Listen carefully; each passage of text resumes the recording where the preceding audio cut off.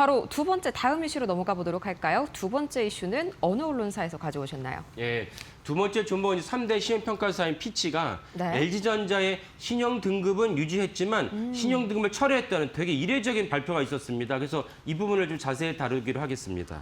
자세한 내용을 한번 볼까요? 이게 BBB 안정적 평가 후 신용 등급 철회라는 거는 좀 명확하게 하고 가야겠습니다. 우선 BBB로 마지막 신용 등급을 확정을 지은 거고요. 앞으로는 신용 등급을 내지 않겠다 이렇게 발표를 한 건가요? 예.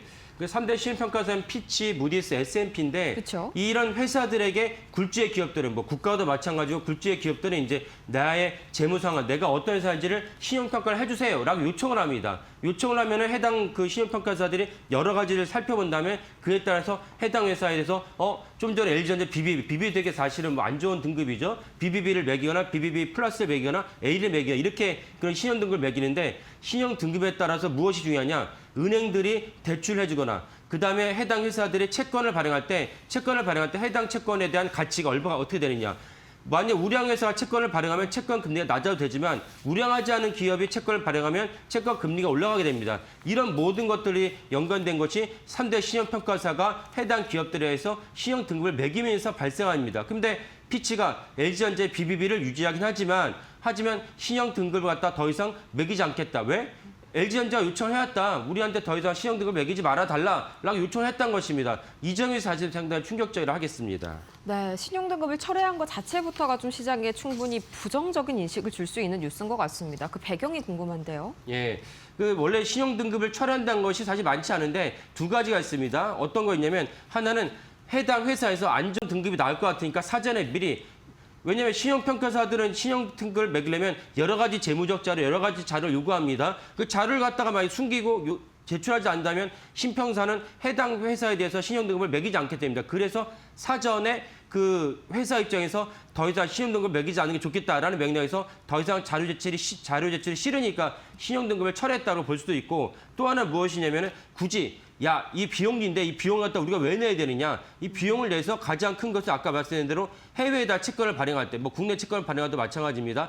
채권을 발행해서 그 채권 금리를 갖다 매게 되는데 우리는 더 이상 해외에다, 국내에다 채권을 발행하지 않을 거야. 그러니까 우리 신평사에다 굳이 돈을 줄 필요 없어. 이런 두 가지 맥락이 있습니다. 근데 어떤 거라 할지라도 사실은 내막으로 봤을 때는 그러면 LG전자가 돈이 없나? 그 정도 돈이 없어? 라는 의미가 있고 두 번째는 LG전자가 피치에다가 자기네 재무제표를 비롯한 각종 그 정보를 갖다 주지 않겠다는 내막으로 보여지니까 그러면 더 시장에서는 불신의 의혹이 커질 수밖에 없는 대목입니다. 네, 그럼 이전에도 좀 비슷한 사례들이 있었는지 뭐 그런 사례에서는 어떤 평가들이 내려졌는지가 좀 궁금하네요. 예, 이전에 어떤 일이 있어요? 2020년에 KB카드가 똑같이 피치에다가 신용 등급을 갖다 철회한 적이 있습니다. 그러니까 네. 이번에는 무엇이냐면 분명히 공식적으로 KB카드가 이제 피치에다가 우리는 너네들에게 받는 신용 등급이 필요하지 않아라고 하니까 피치가 KB카드에 대한 신용 등급을 철회했던 일이 있었습니다. 그래서 당시 KB카드 해명은 무엇이냐면 정기적으로 기업 신용평가를 받는 거는 기업의 선택이 아니냐. 왜 꼭 강요해야 되냐. 그 의무사항이 아니지 않느냐. 이렇게 말했습니다. 하지만 그 때문에 시장에서는 엄청난 이제 비판적 목소리 나왔습니다. 그리고 실제로 KB카드도 당시에 해외에서 ABS 자산유동화증권을 발행을 했지만 지금 신용평가를 철회해도 해외 자금 조달에 문제가 없다. 이미 한 번 자금 조달을 했기 때문에 추가로 자금 조달할 이유가 없기 때문에 우리는 돈을 아끼고자 피치에 대한 신용평가를 안 받겠다라는 것이 KB카드의 입장이었습니다. 하지만 당연히 이제 정기적으로 이 평가를 안 받았다는 자체가 KB카드에 대한 불신을 갖다 증폭시키고 KB카드는 KB금융그룹의 계열사 아닙니까? KB그룹에도 안 좋은 이미지를 안겼습니다. 당연히 이런 것들은 누구나 다 예상할 수 있는 일인데도 불구하고 LG전자에 대해서 이렇게 그 피치에 대한 신용평가를 갖다 철회하도록 LG전자가 먼저 요청했다는 것은 LG전자 내부에 뭔가 심각한 일이 있지 않나라는 생각을 하게 됩니다. 역시나 과거에 비슷한 사례도 좀 장기적으로는 좀 하방 압력을 더할 만한 이슈로 해석이 됐겠네요. 그러면 이제 LG전자에 대한 증권사 평가도 궁금한데요. 뭐 앞으로의 주가 흐름까지 어떻게 봐주실까요? 예.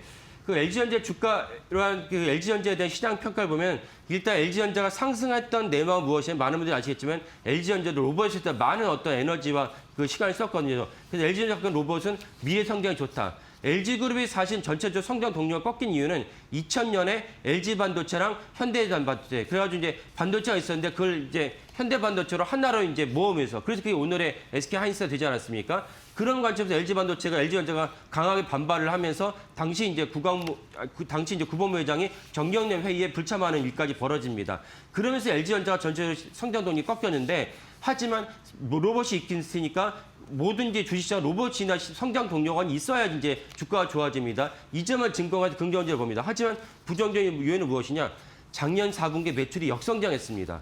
순이익이나 영업이 역성장한 일은 종종 있지만 매출이 역성장한 일은 이제 이례적입니다. 그래서 좀 정치가 좀 안 좋았고 역성장의 원인이 무엇이냐? 관세 리스크 때문에 역성장을 했습니다. 이 점 사실 LG전자 안 좋습니다. 그런 와중에 피치에 대해서 추가적으로 자료 제출이 반드시 이루어져야 될 신용 등급을 우리한테 매기지 말아달라고 LG전자 요청했다는 것은 LG전자에 대한 부정적인 인식이 확산될 수밖에 없는 그런 계기다라고 말씀드리겠습니다.